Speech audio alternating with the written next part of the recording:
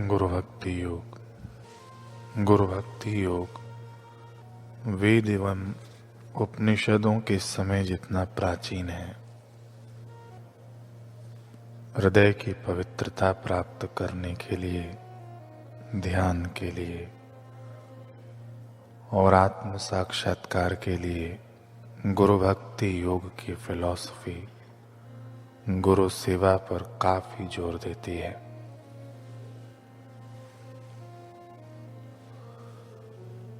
गुरु कृपा एक परिवर्तनकारी बल है।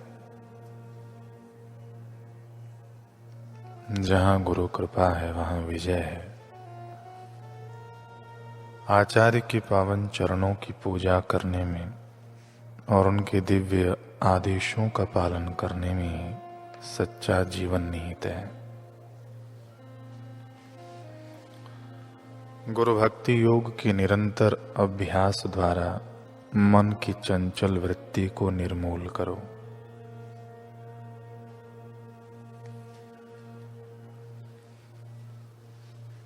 इस लोक के आपके जीवन का परम ध्येय और लक्ष्य अमृत प्रदान करने वाली गुरु कृपा प्राप्त करना है।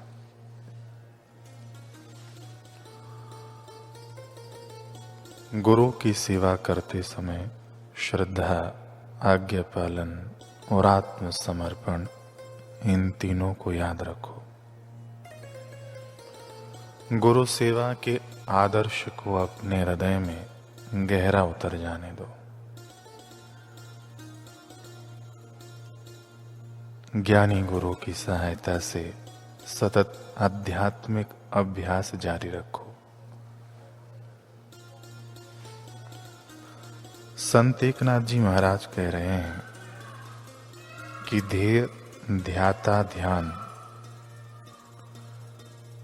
अवघा भरला जनार्दन, यानी ध्येय ध्याता ध्यान ये सब मेरे जनार्दन स्वामी यानी सदगुरु ही हैं। आसन, शयन व मुद्रा ये सब मेरे जनार्दन सदगुरु ही हैं।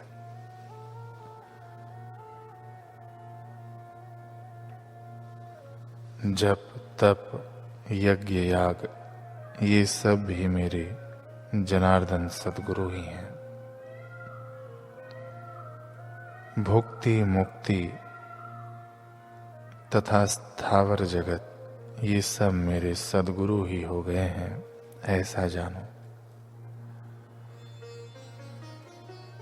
एक और भिन्न भिन्न सभी रूपों में मेरे सदगुरु जनार्दन स्वामी ही व्यापे हैं, ऐसा जानो। सदगुरु की पूजा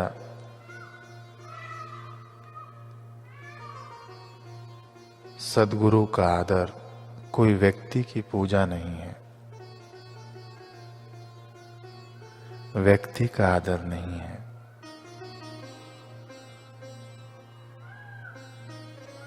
बल्कि व्यक्तित्व का आदर है। सदगुरु की देह के अंदर जो विदेही आत्मा है, परब्रह्म परमात्मा है, उनका आदर है। ज्ञान का आदर है, ज्ञान का पूजन है, ब्रह्म ज्ञान का पूजन है।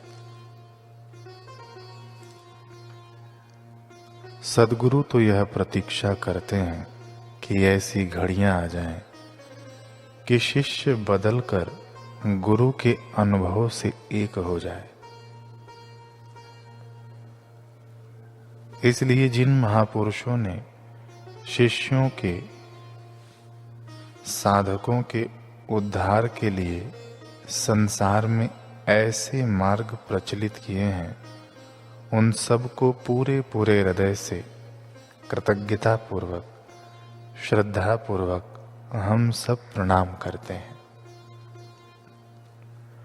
वे महापुरुष किसी भी रूप में हो, दत्तात्रेय भगवान हो, आदि शंकराचार्य भगवान हो, सुखदेव जी मुनि हो, राजा जनक हो, ज्ञानेश्वर जी महाराज हो, संत एकनाथ जी हो, संत कबीर जी हो, नरसिंह मेहता हों अथवा भगवत पाद साईं लीला शाह जी महाराज हों, कोई भी नामी अनामी ज्ञानवान हो, ब्रह्मवेत्ता हो, जो संसार से पार हैं, उन सब महापुरुषों को हम लोग बड़े प्यार से अपने हृदय में स्थापित करते हैं।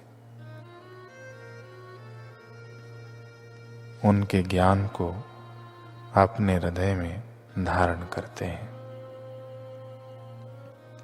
वे ही हमारे सच्चे माता पिता हैं, सच्चे हितैषी हैं, सच्चे स्वजन हैं, सच्चे बंधु बांधव हैं। ऐसे ब्रह्मवेत्ता महापुरुषों को हम क्या दे सकते हैं, जिनको सारी पृथ्वी का ऐश्वर्य तुच्छ लगा है, जिनकी सारी इच्छाएं और कामनाएं नष्ट हो गई हैं,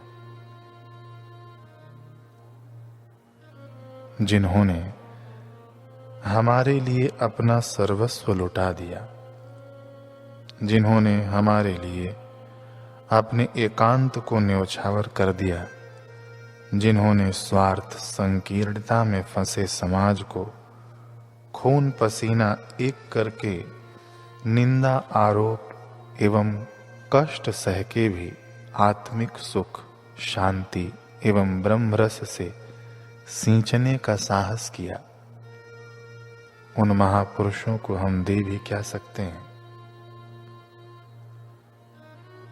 हमारे तो उनके चरणों में हजार हजार प्रणाम हो, लाखों लाखों प्रणाम हो, करोड़ों करोड़ों प्रणाम हो।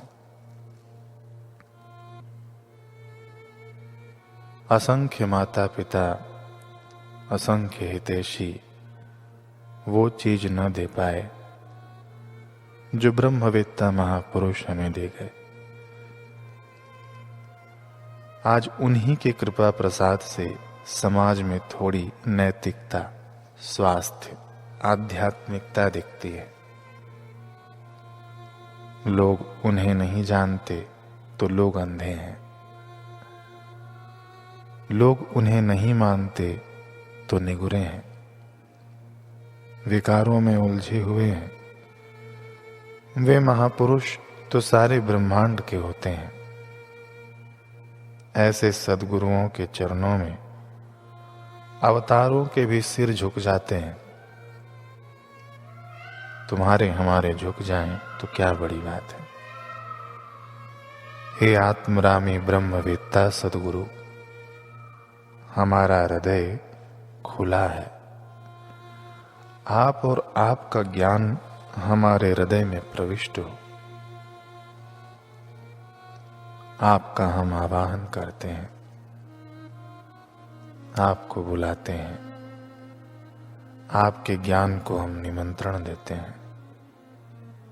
हमारे हृदय में जिज्ञासा, ज्ञान और शांति का प्राकट्य हो, आपकी कृपा का सिंचन हो।